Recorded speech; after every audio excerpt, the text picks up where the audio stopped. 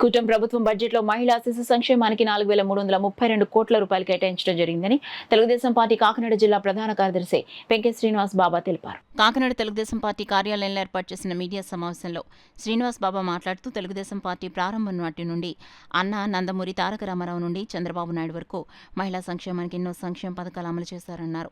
ఈ కార్యక్రమంలో పెంకే సత్యనారాయణ, ములస బాబురావు, శీలం సూర్యనారాయణ, శ్రీను, ములస నాగేశ్వరరావు, గుత్తుల రామకృష్ణ, పాలిక సుబ్రహ్మణ్యం, వి ఆనంద్, కాదానారాయణ, కె జ్ఞానేశ్వరరావు తదితరులు పాల్గొన్నారు. 30,000 రేట్లు పెట్టేసి వీళ్ళని వసూలు చేస్తామా?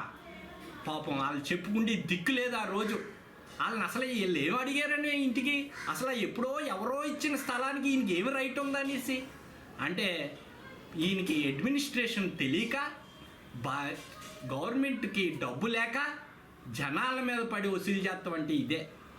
ఈ విధంగా ఏ విధంగా చూసినా సరే ఈయన ఎన్ని చూసినా సరే జగన్ రెడ్డి పాపాలే పాపాలు.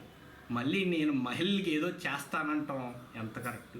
పెళ్లి కానుక, ఆడపిల్ల పెళ్ళి అని చెప్పి తెలుగుదేశం గవర్నమెంట్లో గత 2014 నుంచి 19 వరకు అడిగిన వాళ్ళకల్లా 50,000 ఇస్తాం జరిగింది. ఈయన వచ్చాక దొంగ హామీ 1,00,000 రూపాయలు ఇస్తానని చెప్పి ఫోటోమేటిక్గా ఒకరికి ఇద్దరికి ఇచ్చి ఎవరికే కఠినమైన నిర్ణయాలు చేసి మీకు ఇది లేదు అది లేదని ఎక్కడ ఇచ్చిన దాఖలు లేవు. ఇది ఈయన మహిళల్ని ఉద్ధరించే పని అంటేని.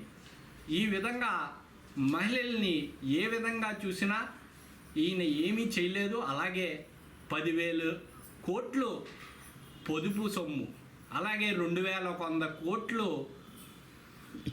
వేరే మహిళలకు సంబంధించింది మొత్తం దారి మళ్ళించి ఈ స్కీమ్స్ అన్నీ లేకుండా ఆ డబ్బుని వేరే వాటికి మళ్ళించారు.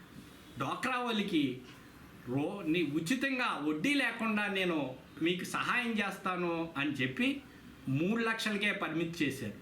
ఆ 3 లక్షల వడ్డీ కూడా ఆ సబ్సిడీ ఎవరిచ్చేవారు? సెంట్రల్ గవర్నమెంట్ ఇచ్చేది. ఈయన ఇచ్చింది ఏమీ లేదు.